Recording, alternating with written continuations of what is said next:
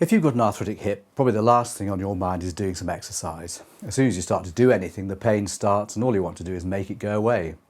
If it keeps you awake at night, then it's even worse, as you're tired out during the day. There's been a report in the news recently about how tailored exercise might help people with arthritis cope better with their symptoms. The National Institute for Health and Care Excellence has opened a public consultation on the proposed new guidelines. There's a link to them in the description below. What's new about the guidelines? Well, they suggest that aerobic exercise like walking, swimming and cycling should be combined with muscle strengthening. If you're overweight, then you should be given advice and support to try and lose whatever you can.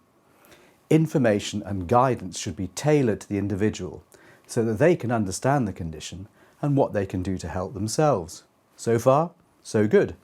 There's nothing new or controversial about these guidelines, but when you look at what they say about using painkillers, things do get a bit more challenging. For hip arthritis, they say that anti-inflammatories might be considered, but at the lowest effective dose and for the shortest time.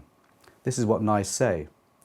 Whilst topical and sometimes oral anti-inflammatories remain an important treatment option for osteoarthritis, we've taken the decision not to recommend certain painkillers such as paracetamol and some opioids for osteoarthritis. This is because new evidence has shown there was little or no benefit to people's quality of life, pain or psychological distress.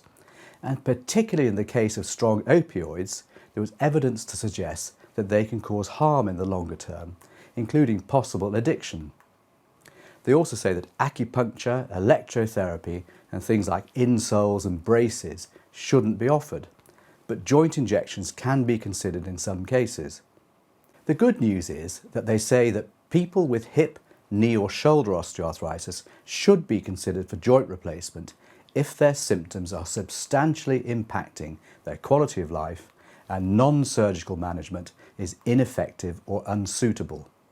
Most of the people that I see fall into this category. The general guidelines, I think, are sensible. We always have to balance the risks and benefits of the treatments that we're given to help manage our symptoms. Losing weight, avoiding harmful drugs, and getting on with life as well as you can are sensible strategies. The problem, of course, is that many people are going to be on waiting lists for several years. How will they manage their symptoms as they get worse and they become increasingly unable to do even modest exercise? I think that people will just continue to take whatever they can to relieve the misery of the pain that they experience. What do you think? Let me know in the comments below. Thanks for watching.